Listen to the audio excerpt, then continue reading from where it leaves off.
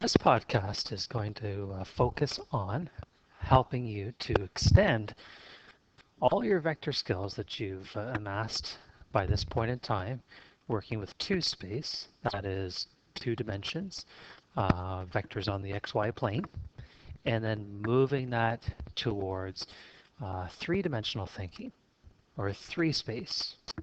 Okay, so let's have a look at some examples in which we can take what we know and bring it along a little bit further into examining vectors in three space. So let's start by plotting some ordered triples. Okay, so our directive here is to plot each of the following ordered triples.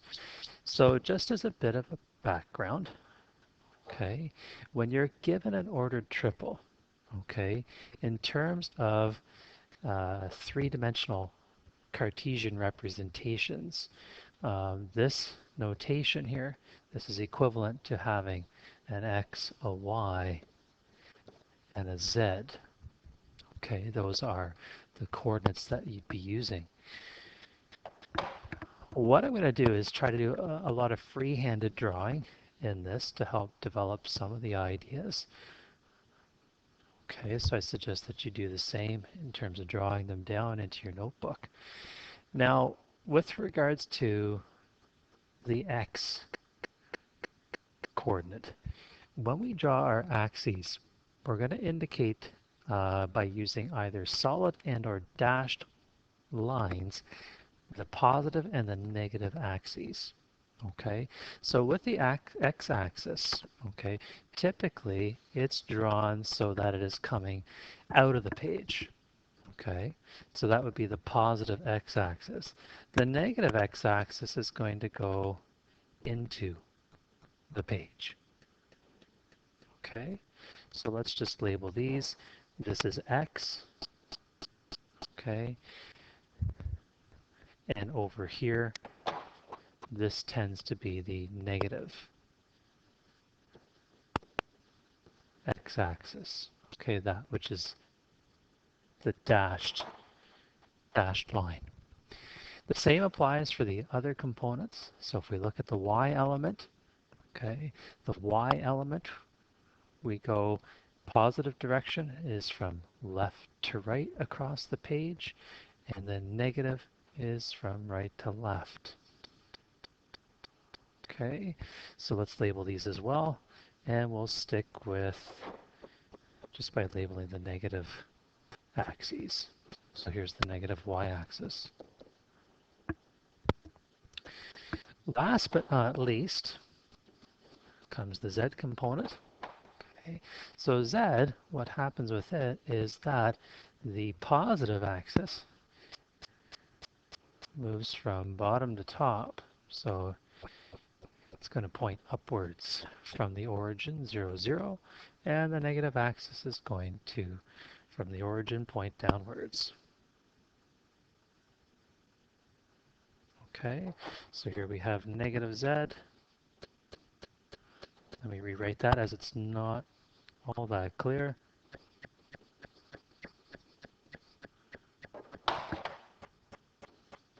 And there's the positive z-axis.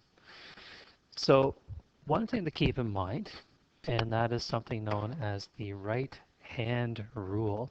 So if I bring in this right hand, okay, notice how the fingers are curling.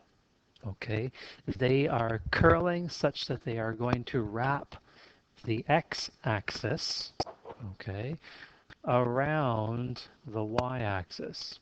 And when you do that, okay, when you do that, the thumb points upwards. So whichever direction the thumb is pointing tells us where the positive z-axis is located. Okay, so I'm just going to undo those changes as it's actually going to clutter up the plotting of our values. Okay.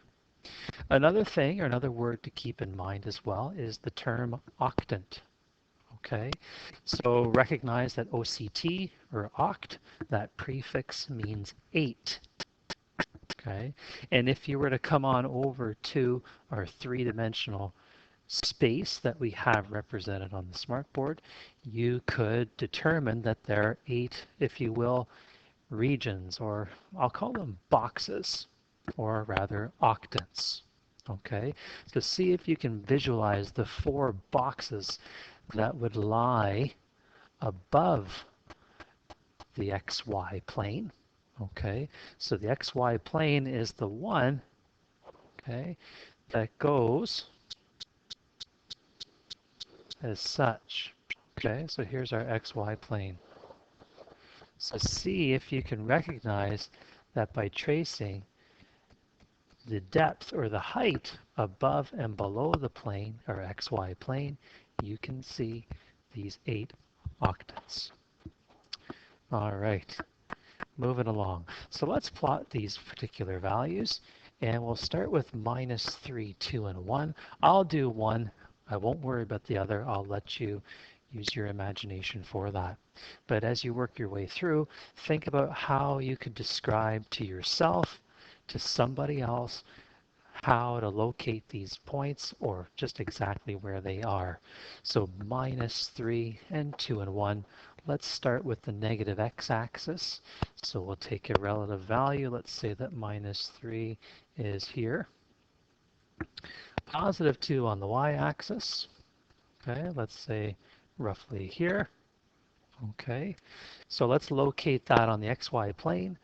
So back 3 and over 2. I'm just going to trace this out using the angle here, using some perspective. So here we go. We have that particular point on the XY plane. Now let's give it some height. So relative to the z-axis, we'll say 1 is here. So relative to that particular plane. So imagine, if you will, a plane. Okay, so a plane, I'm going to draw the XY plane again. So here's the XY plane. Okay, but the XY plane relative to 0. Yes? Above that, what we can do is you can then, if we had the technology available right now, that we could draw a plane or XY plane that has been translated up 1 unit. So this point here, if we were to give it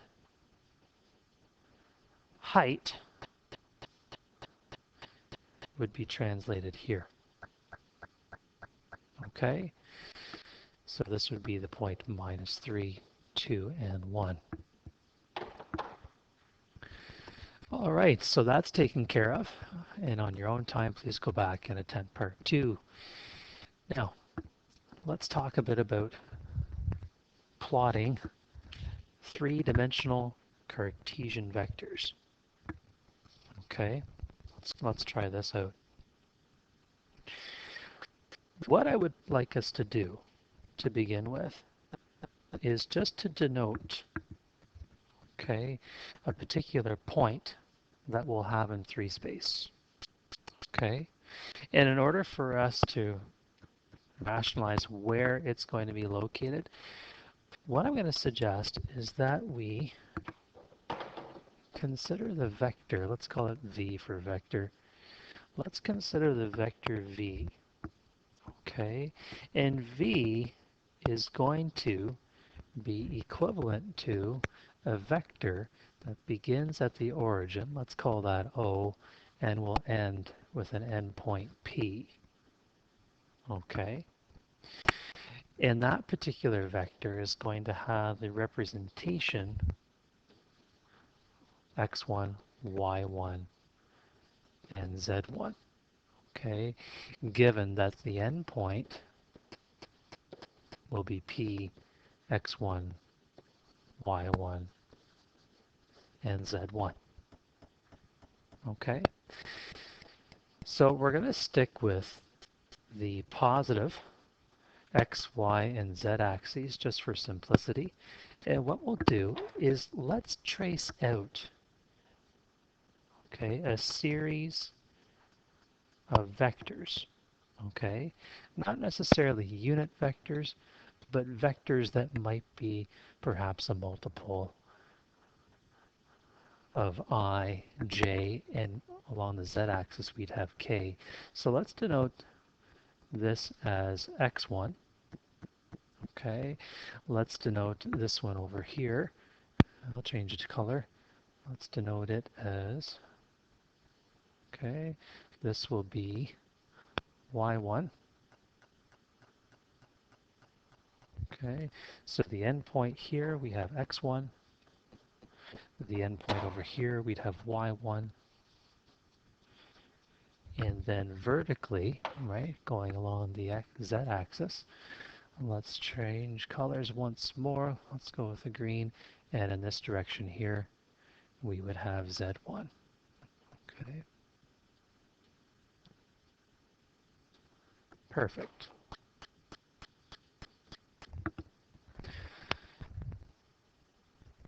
So now that we have those three vectors, two of them, of course, x1, y1, they could be, and even z1, they're all position vectors, okay, as they're centered at the origin.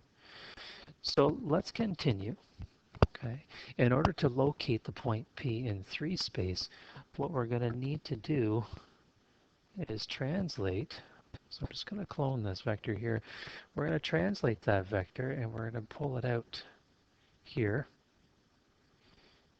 into 3 space. Okay, so I'm going to see if I can't represent this accordingly in 3 dimensions. Let's see how well I do. So let's translate that vector there. Let's take a copy of this one here. And my cloning feature doesn't seem to be showing up. Oh, that's odd. Oh, here we go, right at the top. Okay, let's bring that one over here. It's going to meet up with that vector. Let's clone this one as well. I'll bring that here. Okay, and then this vector here. That's better. Okay, awesome. So what we have now is a location for that particular point. Okay, so this would be the point P, and then our vector, the vector OP, would be from the origin to that position right there.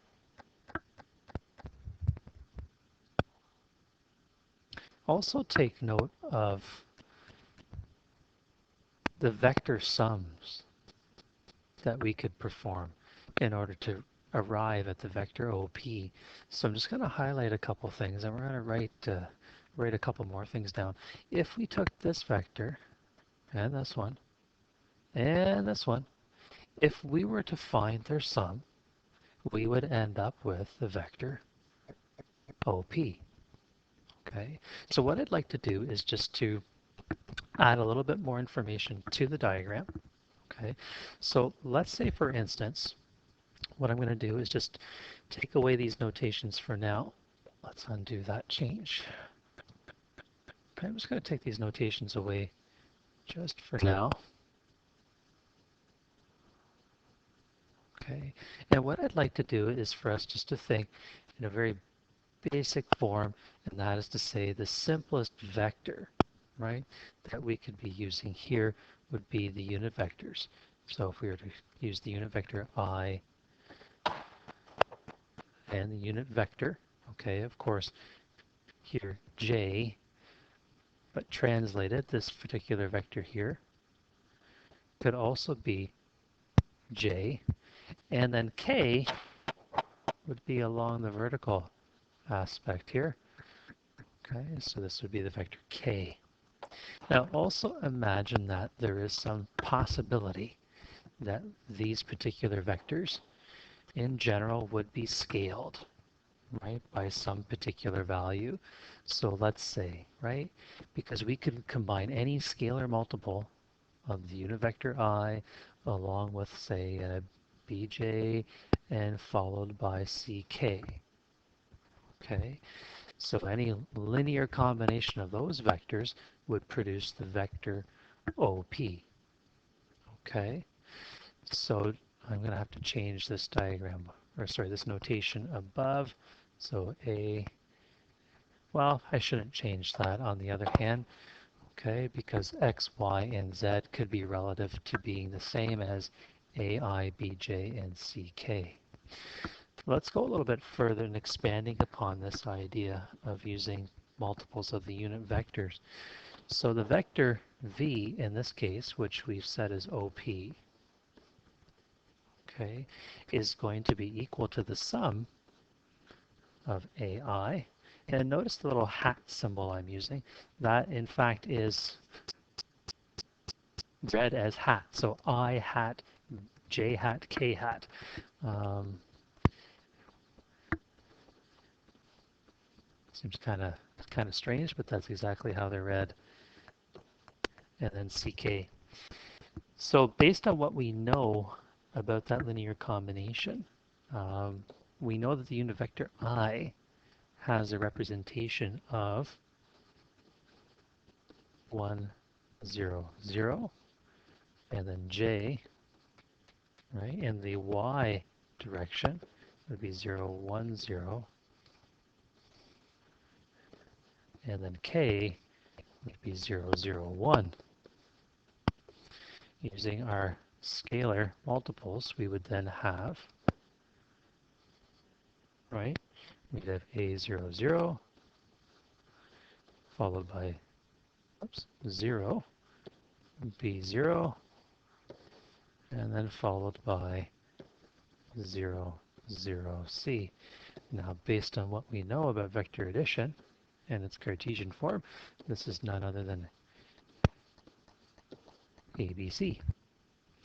So therefore, we know that ABC is equivalent to AI hat plus BJ hat plus CK hat.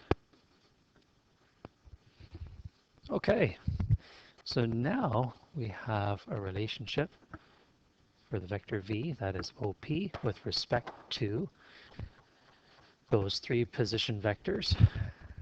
And also, we extended that to talking about the use of multiples of the unit vectors. So this video is approaching the 20-minute mark. There are a couple other important concepts that need to be covered, so there will be a part 2 to this podcast. So next up, the magnitude of Cartesian vectors in 3 space.